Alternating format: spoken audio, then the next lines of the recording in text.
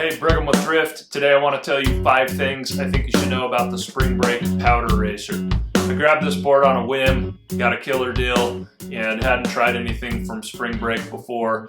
And in short, I love it. This is a super fun, surfy, cruisy pow board. Before I get into the details, check out my specs and my biases below so you know where I'm coming from. And here we go.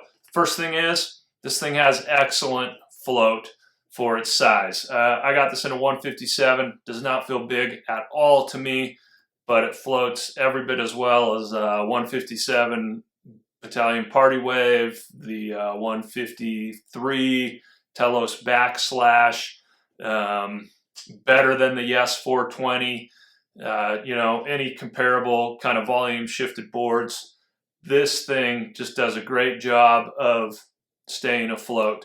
Between that big wide nose and quite a bit of taper, if I had to compare it to something, actually I'd say it feels in shape actually quite similar to the Endeavor archetype, but maybe even a little bit more powder oriented.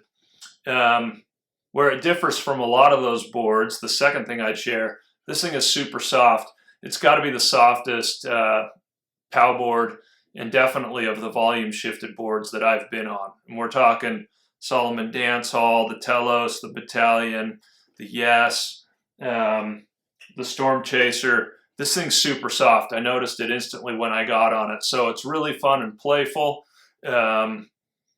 but straight up scary when you try to bomb with it.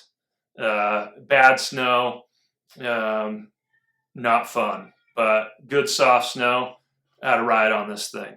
Third thing I would mention, not surprising given what I just described, this is a great tree board, like lower speed, lower angle trees. It's very nimble.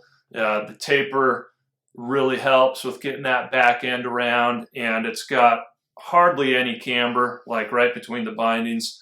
So you can really just kind of surf off of that back edge there, and it's super nice.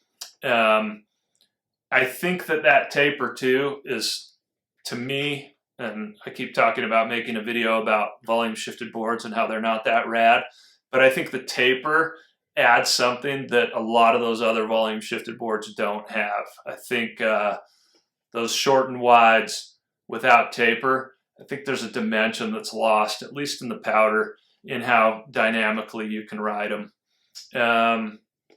The fourth thing I would mention about this is that it's quite light. I carry all my boards on my back and use them in the backcountry, and this one's been a joy to carry.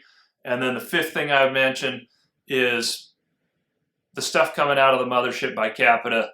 The finish and the look, it's just top notch. Just a really nice finish, super fun board. If you haven't tried something from Spring Break, and you're looking for something that will, I would assume, with pretty much all the Spring Break boards, float really well, and then be on the fun and playful side if it's slushy or a groomer, and you're just messing around.